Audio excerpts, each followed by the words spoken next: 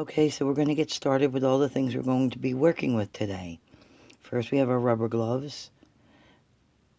Then we have a few different brushes we're going to be using: a sponge brush, a liner brush, and a silk painting sumi brush. They all require a very light touch. We also have some paper towels, some rinse water, and a sponge to blot off any excess water or dyes and paints on, so that they don't drip as you carry them across. We have all the colors that we're going to be working with pretty much in order, and there is a marking on the front that will show you the color that it looks like primarily when it's dry. When they're wet, they're very dark in color. So we'll go ahead in on the lighter brown we're going to start with, and we're going to use that right around the Celtic knot. As you can see, we don't get very close to the resist lines that are on there. We wait for the color to bleed through. Let the paint do the work for you until it gets close to those resist lines. If you go too close and you bring too much fluid there, it sometimes can jump the barrier. And I'll show you a few things we can do to fix that if and when it happens, and it will. At least we can try to fix that. There's a couple different ways, but basically if you stay back a distance and just blot it immediately with a paper towel. You should always have a clean paper towel in the opposite hand that you're painting with. And basically if you just touch the smaller sections with the very tip of the sumi brush, it'll fill in by itself.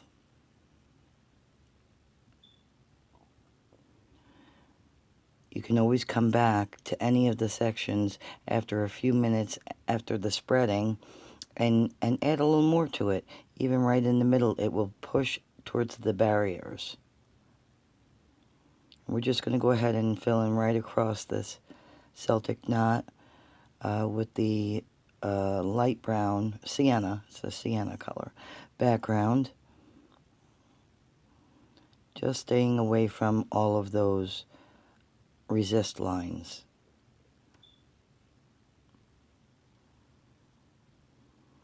It's a very light touch, and it's very easy. It's fun.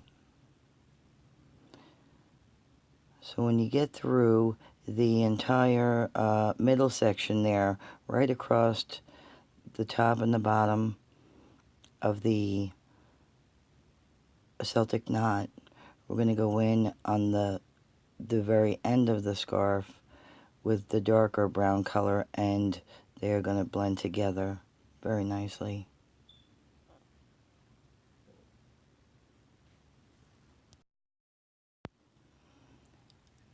And now with that darker brown, we're just going to blend them both in together.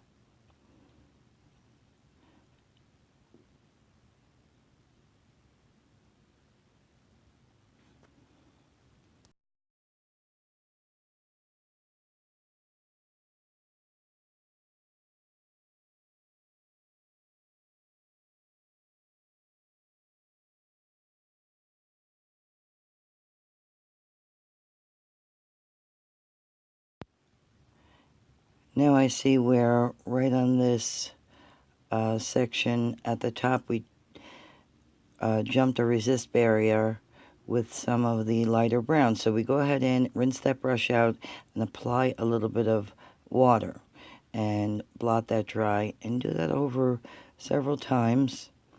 The majority of the color will come out, but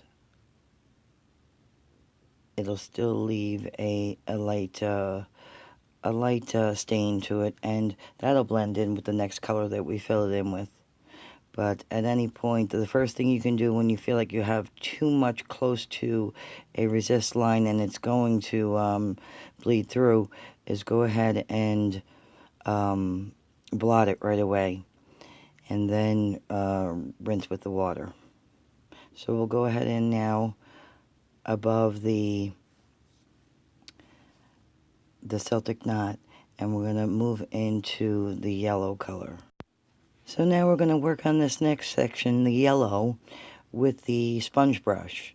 I'm going to go right into the yellow with that. And instead of going around all of the resist barriers on the yellow, we're going to go right over it. A lot easier.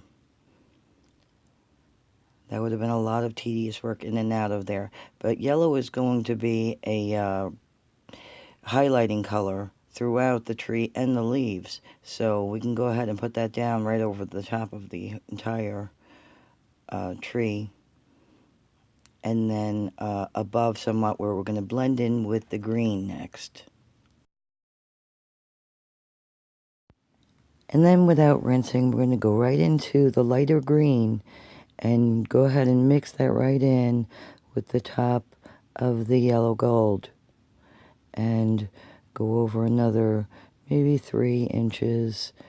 You can definitely blot that if you feel like you have too much on there. It's bleeding through too much. Go ahead and blot that and that'll slow down the blending. Make sure you pay good attention to the edges. They are hemmed and they take a little bit more paint and dye sometimes to saturate them. And go right ahead and then, without rinsing the brush, into the darker green. Now for the sake of this video, we're only using one side of the scarf. But of course you would go down the other side with all of the same processes. And when you're complete, if it feels excessively wet, go ahead and blot everything down with paper towels to quicken that drying process. We're going to take about a 20-minute break.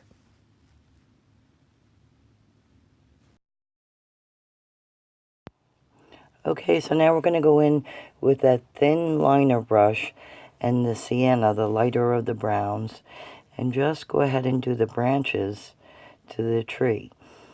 You don't have to cover it all. If you notice, you don't have to worry about the inside lines of the tree. It's only the outer barrier. You want to keep it out of the background. But certainly, as you can see, when you touch a section of the branch, it will bleed down the line pretty much by itself. It's pretty cool. And you can leave some yellow.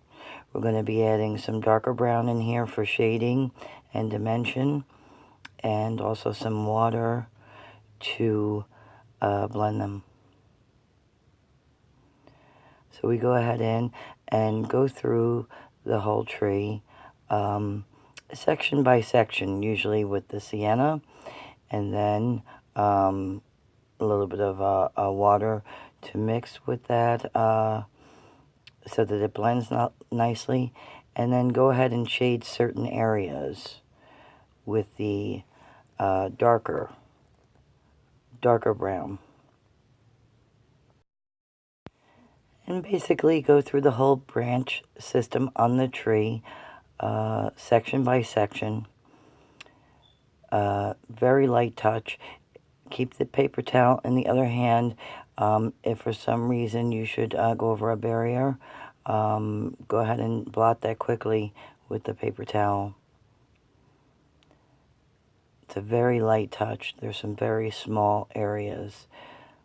But with shading, choosing areas to either make lighter or darker, it adds some interesting dimension to the tree. And we're going to go ahead and do that throughout all of the branches.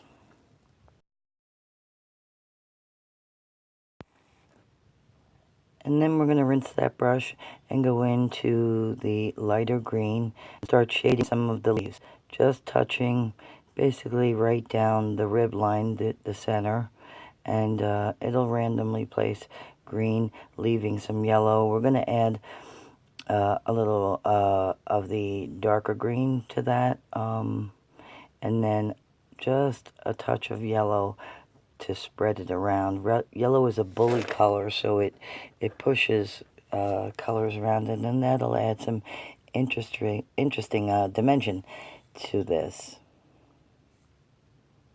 And go ahead and do that individually with each leaf, with the lighter green, then the darker green, and then just a barely touching a section of the leaf with the yellow.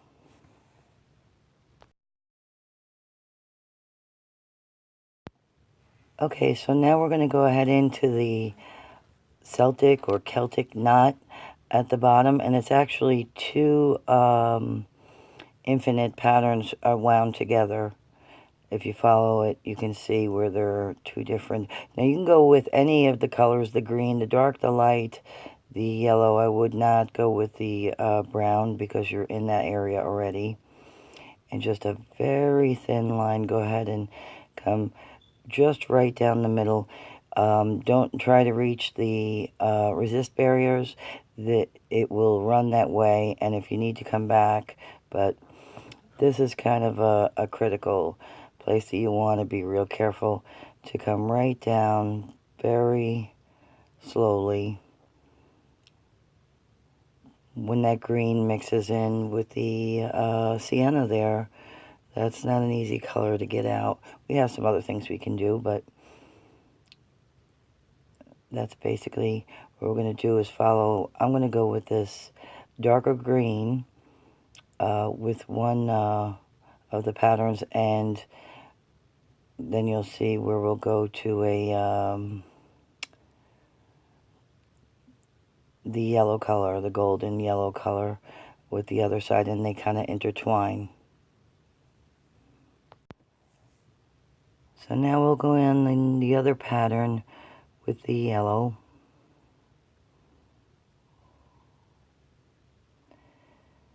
Slowly go ahead and follow that all the way through.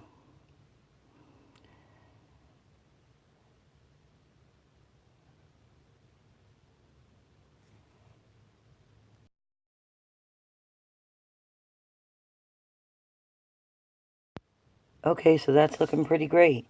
Now we're just going to go ahead and finish out any little spots, if, of course, blotting. If you go across that resist barrier, it's going to happen, so it's not if, it's pretty much when, but if you catch it real quick, it doesn't really cause too much of a problem. And if you go ahead and blot that out with some clear water, again, multiple times, it seems to blend together pretty well. Our last step, we're going to go ahead and with, we have a couple of fabric markers here for you to use, mostly for you to put any personal effects that you'd like of your own, any designs, anything you'd like to add anywhere, and also to sign your name or your initials. This is your own personal piece of art that didn't exist before today. I think that's pretty cool, and I always suggest that you sign your name to it, as well as any type of little doodles or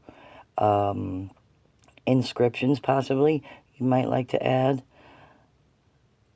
I like a dot pattern of 3 randomly. Kind of brings the pattern into the scarf as a whole. But this is totally a personal thing, as little or as much as you like.